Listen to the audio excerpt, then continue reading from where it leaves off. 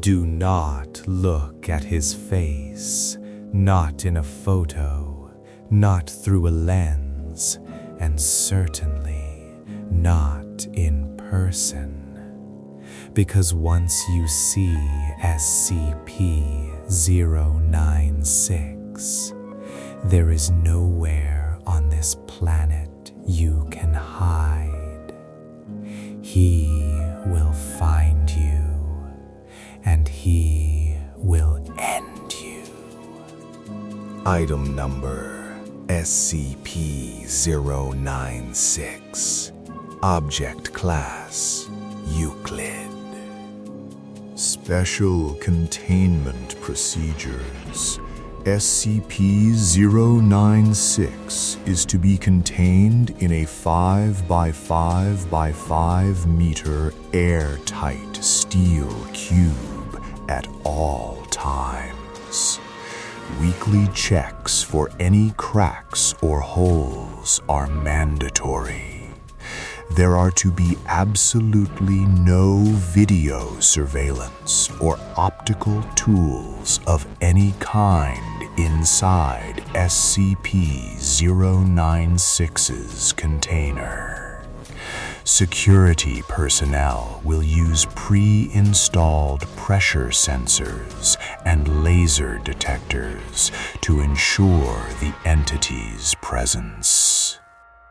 Any and all photos, videos, or even artistic depictions of SCP-096's likeness are strictly forbidden without approval from Site Director and O5 Council members.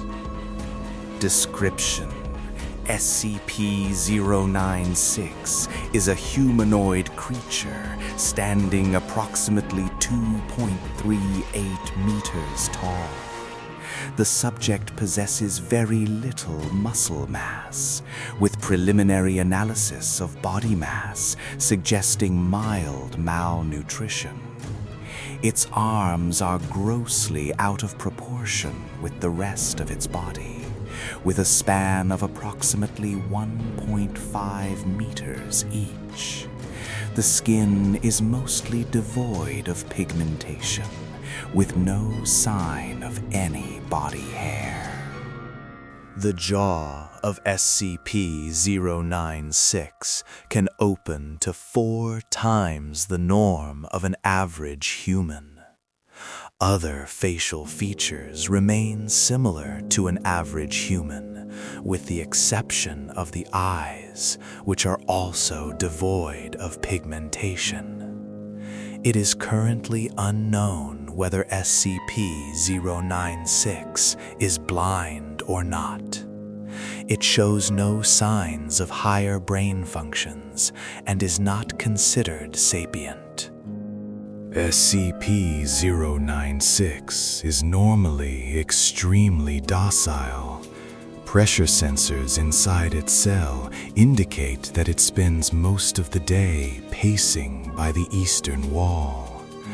However, when someone views SCP-096's face, whether it be directly, via video recording, or even a photograph, it will enter a state of considerable emotional distress. SCP-096 will cover its face with its hands and begin screaming, crying, and babbling incoherently.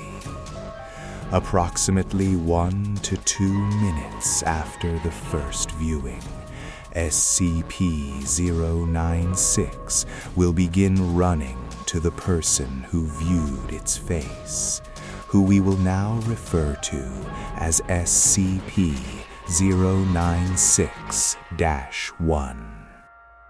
Documented speeds have varied from 35 kilometers per hour to, well, the upper limits are currently unknown. At this point, no known material or method can impede SCP-096's progress. The actual position of SCP-0961 does not seem to affect SCP-096's response. It seems to have an innate sense of where the target is located. Upon arriving at SCP-0961's location, SCP-096 will proceed to kill and, redacted, the target. 100% of cases have left no traces of SCP-0961. SCP-096 will then sit down for several minutes before regaining its composure and becoming docile once again. It will then attempt to make its way back to its natural habitat. The following is Incident Report 0961-A. This report covers a major containment breach involving a retrieval team and a civilian population. The incident began during a standard retrieval mission in a mountainous region. The recovery team, designated Zulu 9B, was tasked with capturing the entity after a reported sighting. The captain reported that they were moving through a heavy blizzard when one of the team members, a private, accidentally caught a glimpse of the entity sitting in a hollow beneath the ridge. The private didn't even realize what he'd seen at first. He just mentioned seeing a pale guy in the snow. Within seconds, the screaming started. The captain described it as the most horrific sound he'd ever heard. Not like an animal, but like a person being turned inside out. The entity, SCP-096, didn't attack immediately. It just sat there, clutching its head. The teams ordered to fire, but the bullets did nothing. They passed through the entity as if its flesh were made of wet paper, but the wounds closed instantly. Then it started running. It didn't run like a human. It moved on all fours at times, jumping over jagged rocks and through dense trees without losing a single kilometer of speed. It ignored the rest of the team. It wanted that private. The private tried to run. He tried to hide in the back of an armored transport. 096 tore through the steel of the transport like it was aluminum foil. The recording from the scene captured the sounds of the private's screams, followed by a wet, tearing noise. Then, silence. The horror didn't end there. During the skirmish, several images were captured by the helmet cameras of the fallen soldiers. These images were automatically uploaded to the local site server before the tech team could intercept the signal. One of the technicians at the site accidentally viewed a single frame of the footage during the triage process. The entity, which was still 300 miles away in the mountains, immediately turned around. It began sprinting toward the research facility. It didn't take the roads. It ran in a perfectly straight line.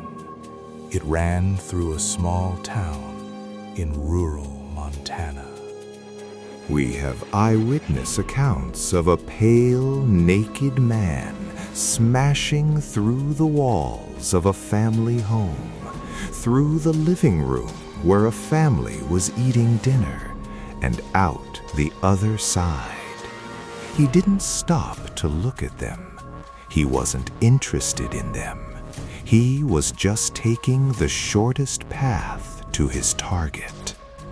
The technician at the site was alerted that he had viewed a cognitive hazard. He was placed in a reinforced holding cell. He was crying, knowing exactly what was coming. He asked the guards for a gun to end it himself, but protocol forbade it. They wanted to see if the cell could hold it. It couldn't. SCP-096 reached the facility in less than 2 hours. It tore through the outer perimeter fence, ignored the heavy machine gun fire from the sentry towers, and began clawing its way through the reinforced concrete walls of the containment sector. When it reached the technician's cell, it didn't just open the door. It peeled the steel door back as if it were a sardine can. The screams lasted for precisely 26 seconds.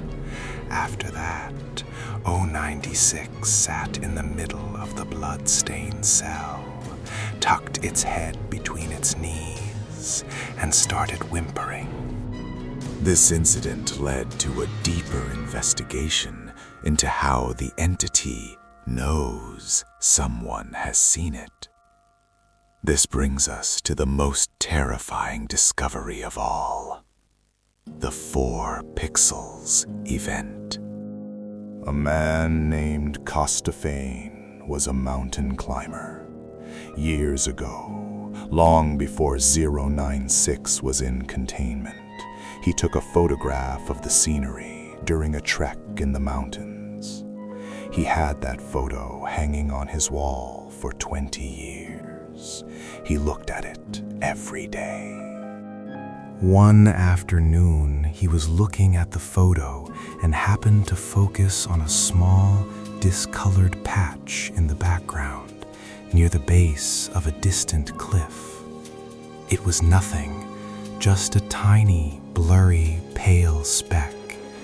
Total size, 4 pixels. Those 4 pixels were the face of SCP-096. The entity was in a containment chamber halfway across the world at the time. The moment the man's eyes focused on those 4 pixels, 096 went into its enraged state. It broke containment, killing several guards on its way out. It swam across the Atlantic Ocean. We tracked its progress via satellite. It was moving through the water at a speed that shouldn't be physically possible. It reached the man's house in suburban England, killed him, and then sat on his lawn until the recovery teams arrived. The man never even knew what he was looking at. He didn't see a face. He saw a blur, but the brain processed it. The anomaly recognized the connection.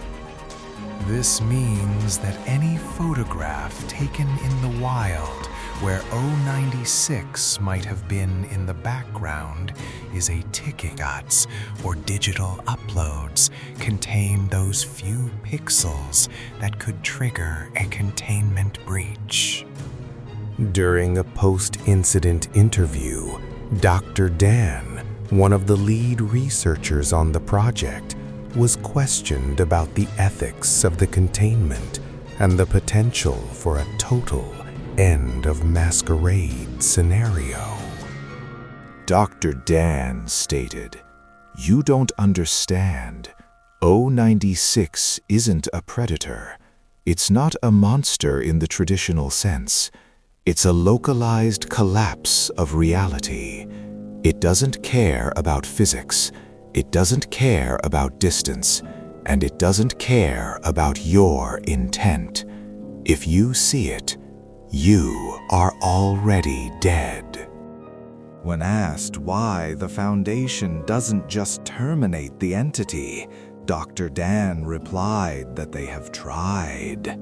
They've attempted to pierce its heart, to destroy its brain, even to dissolve it in acid. Nothing works. The bones of SCP-096 are seemingly indestructible. While the flesh can be damaged, the entity's drive to reach its target is never hampered. In one experiment, a D-class personnel was sent into a deep-sea submersible, miles below the surface of the ocean.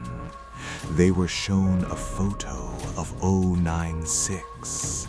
The entity ran to the coast, dove into the water, and despite the crushing pressure that would have flattened a tank, it reached the submersible. It tore the pressure hull open. The psychological toll on the staff working with 096 is immense.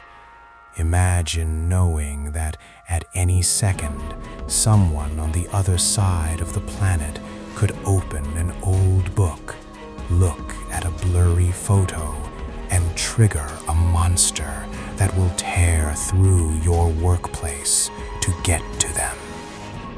The entity is currently back in its cell. It's quiet. It's pacing. But we are all just one photograph away from another disaster. There is a standing order to review all historical satellite imagery and amateur photography archives from the region where 096 was first discovered. We are looking for blurs. We are looking for 4 pixels that shouldn't be there. Because if we don't find them, 096 will. The Foundation is currently considering a proposal to move 096 to a permanent off-world site, but the risk of it viewing Earth from the moon and triggering a mass extinction event is too high. For now, we wait in the dark, hoping no one else looks too closely at their old photos. Subscribe now for more classified files and survival briefings.